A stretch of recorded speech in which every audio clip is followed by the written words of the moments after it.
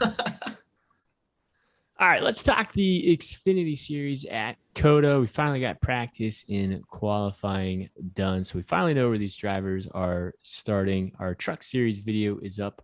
So you haven't built your truck line already, make sure you check out that video. We got a doubleheader on Saturday. The truck race and the Xfinity race will both be taking place on Saturday. So it should be a fun DFS day. And then we also have Cup qualifying that day as well. So look for our Cup final picks video after qualifying tomorrow. But let's just dive right in and let's talk about the Xfinity series here. So I guess we'll start with you, Rich, since we started with Coop last time. If you're looking at these drivers here at the top of the slate, which way are you leaning? We got to talk about AJ Allmendinger. He has been known as a road course ringer basically his entire career, but he's gotten a lot better over the years at just about every type of course. He's still really good at road courses. So he's definitely got a chance to win this race. Doesn't offer a lot of place differential upside, but the finishing potential upside of winning the race is pretty high. So he's definitely a good play. Same thing with Ty Gibbs. He won last week. He seems to win just about anywhere we go. So this week should be the same, could be the same. I think I would lean towards Allmendinger more so, or the rest of the field more so than Ty Gibbs winning the race this week. So I'm probably looking at fading him just because he's starting on the pole and there's not a lot of dominator laps or dominator points available this week. And then Justin Allgaier is also a really solid play this week. He's been in this series forever, so he's been on a ton of different tracks. He's all right at road courses. It's probably not his top track to be on, but he's got a few place differential points that he can gain from there, and probably get it in the top 5 or close to there. Even though it is a high price tag, a top 5 would probably still be pretty good to pay off the price tag. What do you think, Coop? Yep, I think AJ and Allgaier are the two drivers that I have the most confidence in the series on road courses. So I like both of those plays. Again, Ty Gibbs on the pole, not many laps to be led, and it does limit his upside a little bit. But again, if he wins, then it makes sense. And then moving down, I really like the 9K range. Actually, I like Gragson. He's had a really good season so far, and he's going to be looking to continue it. I think Hemrick starts a little further back than I was expecting, so I think he has room to move forward. And then Brandon Jones starting all the way in the back. I love that play. I think it's just super safe. It's similar to the Matt DiBenedetto play in the truck race, and I'm all for it. Yeah, it's interesting on the Xfinity qualifying show, or maybe it was practice. I forget what the exact stat was, but they said Allmendinger has raced in, I think it was either 18 or 19 Xfinity series races, and he's finished in the top 15 of those times. There's only been a handful of times that he's finished outside of the top 4 at road courses. So even if he doesn't win the race, he should be, contending for the win and be running up front all day. Ty Gibbs showed that he had good speed, so I like both Gibbs and Allmendinger a lot this weekend. I think Allgaier is also a good play.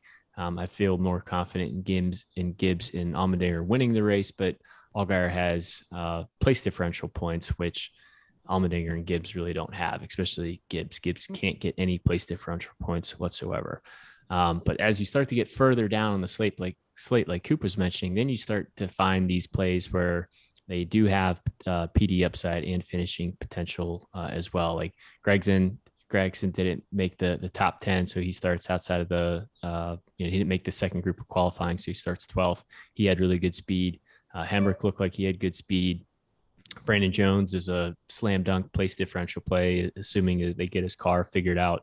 So there's a lot of different ways you can go. I feel like when you are building your lines in the Xfinity series, there isn't really anyone in basically the top 9K to 10K range I would say completely avoid and fade. There's definitely some guys we like a little bit more than others, so you kind of have to draw your line in the sand somewhere, especially if you are building multiple lines. But you can kind of see the guys that we're high on. And then as we get down to the 8K range, are there any guys you like down there, Rich? I like Miguel Paludo. JRM Junior Motorsports is bringing in a 5th car this week. He started 17th. He's a pretty good road course driver. He's got top 10 upside, maybe a little bit better than that. Just about every week, all the junior motorsports cars are in the top 10. So we expect that's where he'll end up. Then Landon Castle and Kligerman, they're both a little bit more GPP this week. Landon Castle is probably a little bit better of a play if you're in this range. If you're in this range, I would probably just go down to Barry or Herbst in cash. But in GPP, Castle is going to be a solid play. Collie cars are generally pretty good on the road courses. Castle's been pretty decent on the road courses in his career. Generally, that's been in worse equipment. And then going back down to Herbst and Barry, both of those guys offer a lot of place differential points. Barry doesn't have a ton of experience on road courses, but he ran pretty well on the ones that he got into last year. He should be able to gain a bunch of places in this race and be able to pay off the cheap price tag. Both him and May are very cheap this week. Yeah, Barry's my favorite play in this 7-8K range. I think he's got plenty of spots to move forward, and at 8K, I'm willing to pay that price all day. I think that from Castle down to really Austin Hill, I think that's a spot to get different too. I don't mind any of those drivers, but Barry's certainly my favorite in that range.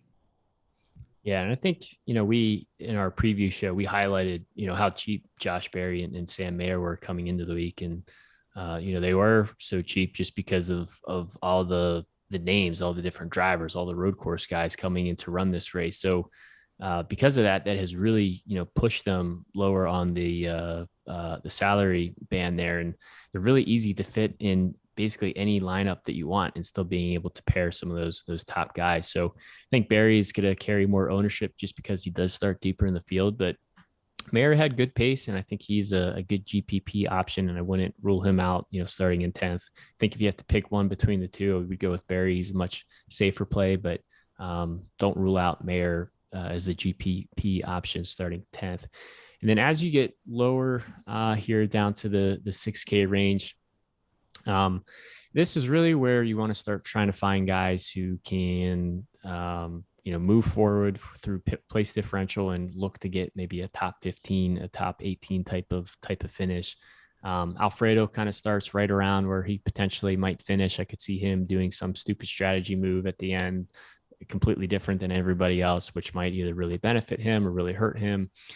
Clements is way too cheap, I think, in my opinion. We've seen him win a road course race years ago. So, he has some good talent. And then, Brandon Brown, Ryan Sieg, Jeb Burton, even Scott Heckert. Like there's a lot of good plays in the 6K range from a place differential standpoint. So don't be afraid to roster some guys up front, especially if they're priced a little bit more expensive, and then look for some of the place differential plays, a little bit lower on the slate and kind of the 6K and the 5K range. But any other guys in there that you like, Rich? I do want to mention Partisan LeBay. All the DGM cars, Chastain included, he's a lot more expensive. They all qualified inside the top 10. They all had really, really good speed.